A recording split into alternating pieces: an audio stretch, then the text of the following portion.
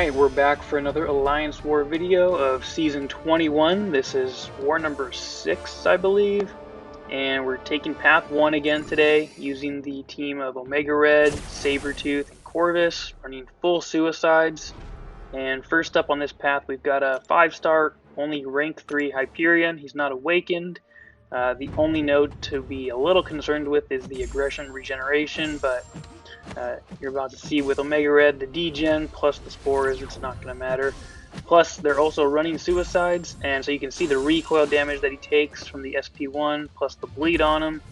And this fight's not going to last too long. 11 hits, full health, and he's down, so no big deal. It's a pretty easy node, not a difficult defender at that level, so nothing to worry about. And we move on to the next fight. And that is an Old Man Logan on the Masochism node. And this champion, again, is a 5-star, rank 3, so he's only got about 39,000 hit points. He's not going to be hitting too hard. He doesn't have a beefy health pool, so I'm not really worried about this fight either, especially because Corvus's armor breaks actually negate the Masochism node because it sacrifices an armor break and keeps the stun on him. Easy special 1 to evade, 15 hits with an SP1, and I finish him off super easy for a nice free glaive charge, and he'll be hitting like a truck going forward. It was also convenient that we had a Dr. Octopus here as our little lane mini boss, and so I like to take this fight obviously to get my second glaive charge. He's got the aggression regeneration node as well. And this is a 6-star, but he's only a rank 1, so again, not a big health pool to worry about, especially with the glaive charge. You can see, just hit the parries, get the armor breaks, do an easy 3 combo, and I didn't even have to launch a special to finish him off. So there's 2 really easy glaive charges. Everyone's at full health, feeling really good, not a big deal, and that'll carry us on to the next section. So for this section, my next fight was supposed to be the Elsa Bloodstone on Mixmaster, but one of our Alliance members couldn't finish this Korg, so I am going to hop in here to finish him off. He's only got 51,000 health left. Usually the Korg goes on the Mixmaster node, so this is kind of the wrong placement for him.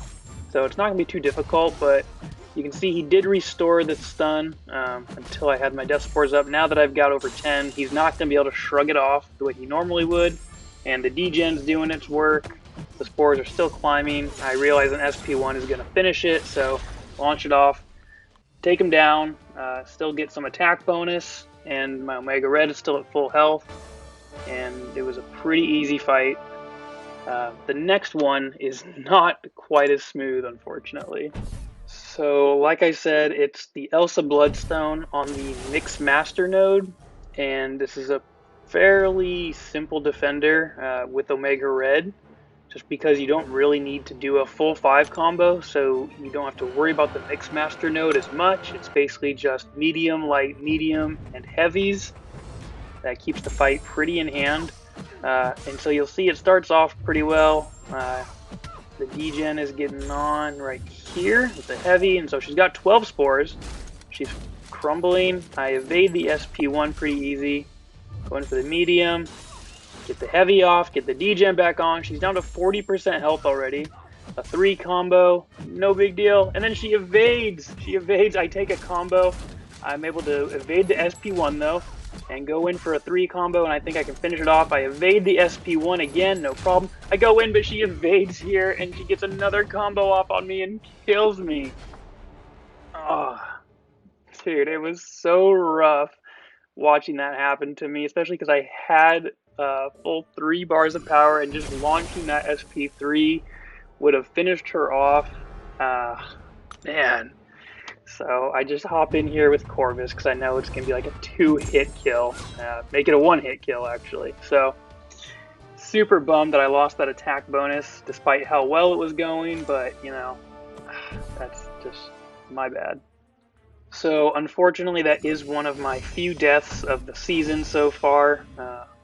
Sucks that it had to come to an Elsa Bloodstone on Mixmaster, but hey, what can you do?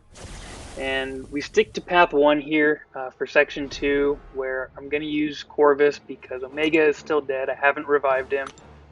Plus Corvus is ramped up. I know he's going to hit super hard and end this fight really fast. And I forgot that Namor is actually an Avenger as well. So I wasn't planning to get my 3rd charge, but I walk away from this fight with my 3rd Glaive charge. And you'll see here, the fight is really under control. 13 hits, and he goes down. Didn't even have to launch a special. Really easy. And that takes us on to the next fight. And that fight is a magic on the buffet node up here. And so because of the potential limbo damage, I did revive Omega Red, threw a health potion into him.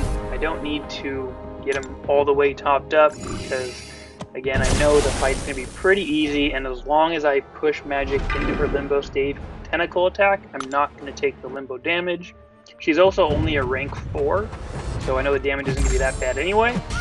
But I basically just play this fight slow, hit her as few times as I need to, get the heavy off so the degen's on her, used her SP1, did some limbo damage, but not a big deal. Again, not hitting her else I have to. I get the degen back on, I'm healing through willpower, and she goes down in 10 hits. Super simple. Sucks that I had to revive Omega to do it, but full attack bonus achieved, and that's all that really matters. So that takes us to my last fight of this war, which is our little Fisto Boss here for this section to finish it off. I'm going to fight him with the nodes on because the nodes really didn't affect him.